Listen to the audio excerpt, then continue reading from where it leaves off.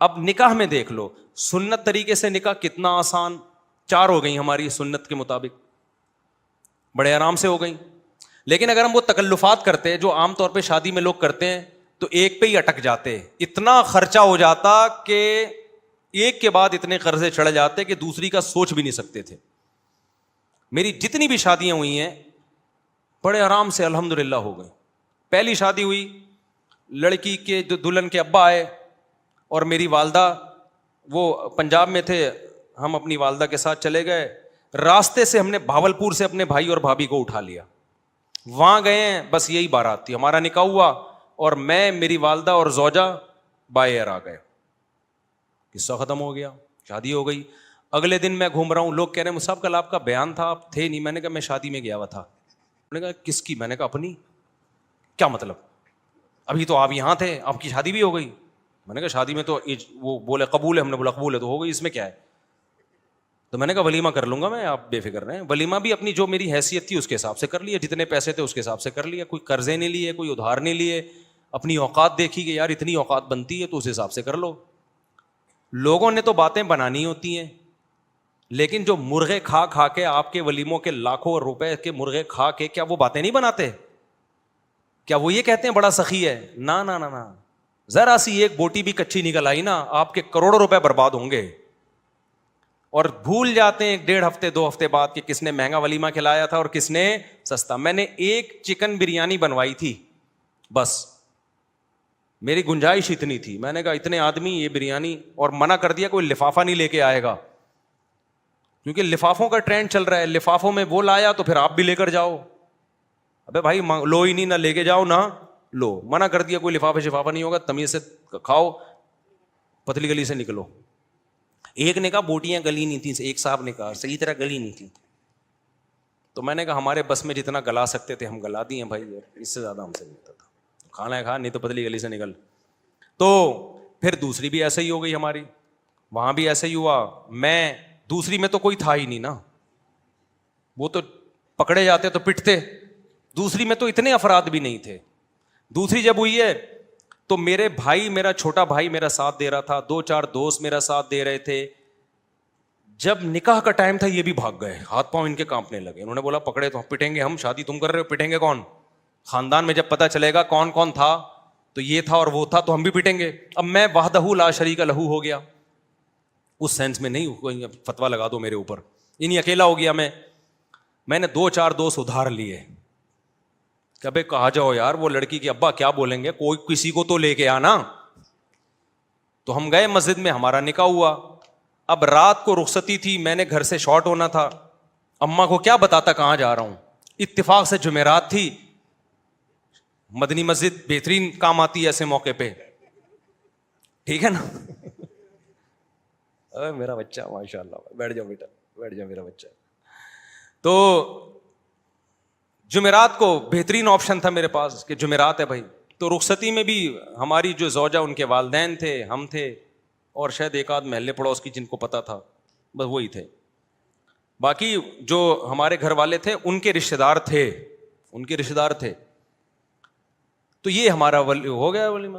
2 کمروں کا, 1 کمرے کا میں نے گھر لیا تھا, میری اوقات یہی تھی بھائی, اس سے زیادہ میری اوقات تھی نہیں. 1 کمرے کا گھر میں نے رینٹ پہ لیا, اس میں 1 کچن 1 واش روم, 2,500 اس کا کرایہ تھا. میں نے بتا دیا سسرال کو فی الحال میری یہی اوقات ہے بھائی, اگر آپ نے بھیجنا ہے تو اسی میں رہ لیں, جب اللہ تھوڑا آمدن اچھی کر دے گا تو ذرا اچھا گھر لے لیں گے. ان کو بھی اللہ نے شعور دیا تھا, انہوں نے کہا بھائی اچھا رشتہ, ان کے خیال میں اچھا رشتہ تھا, چلو بھائی اللہ مدد, توکل کیا اللہ پہ, تو ہماری شادی ہو گئی. جیسے جیسے بچے ہوتے گئے اللہ تعالیٰ مالی وسعت بھی دیتا چلا جاتا ہے. دیکھو ایک بہترین مثال دوں آپ کو, جہاں درخت زیادہ ہوتے ہیں نا بارشیں وہیں ہوتی ہیں. کیا خیال ہے؟ درخت کھینچتے ہیں بادلوں کو. اگر کوئی کہے یہاں درخت بارشیں تو ہوتی نہیں, درخت کیسے لگے گا, ابے تو لگا تو بارشیں شروع ہو جائیں گی. اب کوئی خاتون کہے بھائی میری تو چھاتیوں میں دودھ ہے نہیں, میں بچے کو دودھ کیسے پلاؤں گی, ابے پیدا تو کر, دودھ بعد میں آئے گا. تو جو لوگ کہتے ہیں نا ہمارے پاس پیسے ہی نہیں ہے, شادی کیسے کریں, بچے کیسے پیدا کریں, او بھائی پیدا کرو گے تو آئیں گے. اللہ نے اس کا جو بچے کا رزق اپنے ذمے لیا ہے تو اس کے باپ ہی کو تو دے گا نا. ڈائریکٹ بچے کی تھوڑی جیب ہوتی ہے جس میں اللہ پیسے ڈالنا شروع کر دے. تو ہم نے اس فلسفے کو ہم جانتے تھے بھائی ابھی تو پیسے نہیں ہے, جب شادی ہوں گی بچے ہوں گے تو پیسے بھی کیا ہوں گے, آ جائیں گے. فی الحال 1 کمرے کا گھر میں کرائے پہ لے سکتا تھا, 1 کمرے کا گھر ہم نے لے لیا.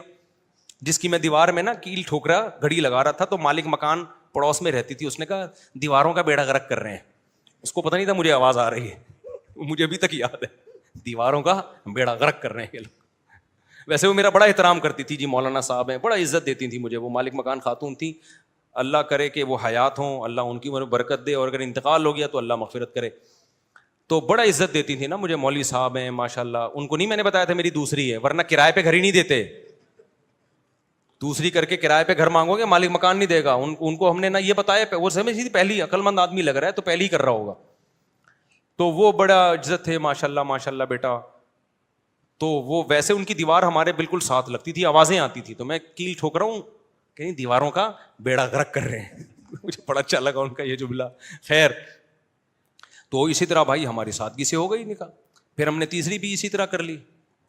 وہ کیسے ہوئی تھی ابھی مجھے ساری شادیاں یاد نہیں ہیں کہ پوری ڈیٹیل, وہ بھی ایسے ہی ہوئی تھی, بلکہ وہ تو اتنی آسان ہوئی تھی. ہم بیٹھے ہوئے تھے تو جو ہماری زوجہ ان کے گھر والے تھے انہوں نے کہا کہ بھائی کیا خیال ہے, پھر مجھے پورا جو ہے نا معلومات لی کیا آمدن ہے. میں نے کہا بھائی یہ ہماری آمدن یہ ہے ٹوٹل یہ ہے, تو اسی میں 2 ہیں تو اور چل ہی رہا ہے اللہ کا شکر ہے. تو انہوں نے کہا بھائی بندہ, ان کا خیال تھا بندہ صاف بات کر رہا ہے, کوئی 2 نمبری نہیں ہے. تو وہ علماء کا خاندان تھا. وہ کون تھے؟ وہ علماء تھے.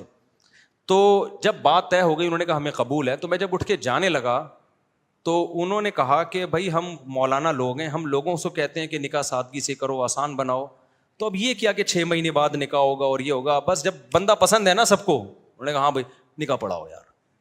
میں ایک سول ڈریس میں تھا, یعنی ویسے جب بھی میری شادی ہوئی ہے سفید کپڑے نیل لگا کے, پگڑی نیل لگا کے, اتنا اہتمام میں نے کیا. یہی حلیے میں گیا ہوں, کبھی کوئی اچکن شیروانی الگ سے, سینڈل الگ سے, ٹوپی پگڑی میں نے جب بھی شادی ہوئی ہے خریدے نہیں ہے. لیکن اس دفعہ تو میں اس ڈریس میں بھی نہیں تھا. تو انہوں نے کہا نکاح پڑھاؤ. میں نے کہا قبول ہے بھائی پڑھا دو یار, ہمیں تو, مجھے تو بہت اچھا لگا یہ جملہ سن کے. تو پھر وہ ہوا کہ انہوں نے وہی مولوی صاحب ان کو بلایا, بھائی ادھر آؤ. اچھا, وہ جن مولوی صاحب کو بلایا نا, وہ بڑا دلچسپ واقعہ ہے. وہ جن مولوی صاحب کو بلایا ان سے میری 3-4 سال پہلے, یعنی یہ شادی جو ابھی ہونے جا رہی تھی اس سے 3-4 سال پہلے بحث ہوئی تھی 2-3 شادیوں پر. وہ تبلیغی جماعت کے تھے. اب پورا نہیں بتاؤں گا میں کون تھے, وہ چھوڑو, پھر وہ آپ سمجھ جائیں گے, مناسب نہیں ہے. میری بڑی بحث ہو رہی تھی کہ اس زمانے میں 3 شادیاں کرنی چاہیے. وہ کہہ رہے تھے نہیں 1 کرنی چاہیے. اس پہ بڑی ہماری نا 1 گھنٹہ ڈیبیٹ ہوئی کہ نہیں 2 نہیں کرنی چاہیے. کیا ہوا, فون کر کے جب بلایا نا تو وہی نکلے.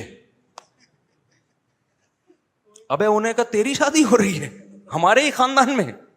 ابے تو بڑا ہوشیار نکلا, ہمیں سمجھا رہا تھا اور ہمارے خاندان میں گھس گیا. پھر بڑا خوش ہوئے, بڑی شاباش دی. خیر نکاح پڑھایا انہوں نے. میں سمجھا پا رہا ہوں اپنی بات. تو ہر شادی ہماری اسی طرح ہوئی ہے. تو اس طرح سے 4 ہو سکتی ہیں جس طرح سے آپ لوگ کر سکتے ہو. ایک شادی کمر توڑ دیتی ہے آپ کی, اس میں اتنا خرچہ, قرضے چڑھ جاتے ہیں آپ کے اوپر, پھر اس کے بعد آپ پہلے ان قرضوں کو اتارنے میں اتنا ٹائم لگتا ہے, پھر آپ کی جوانی کا بہترین حصہ وہ سارا ضائع ہو جاتا ہے, جو پیسہ آپ بچا کے کسی اور اچھے کام میں استعمال کر سکتے تھے. لوگ کہتے ہیں اچھا رشتہ نہیں ملتا ہمیں اس کے بغیر. اور بھائی بہت سے لوگ اچھے ہیں, آپ کو فری میں بھی مل جائیں گے. وہ سمجھ رہے ہو کہ نہیں سمجھ رہے؟ یعنی اچھے خاندان کے لوگ ہیں جن کو اچھا بندہ چاہیے ہوتا ہے تو وہ مل جاتا ہے ان کو.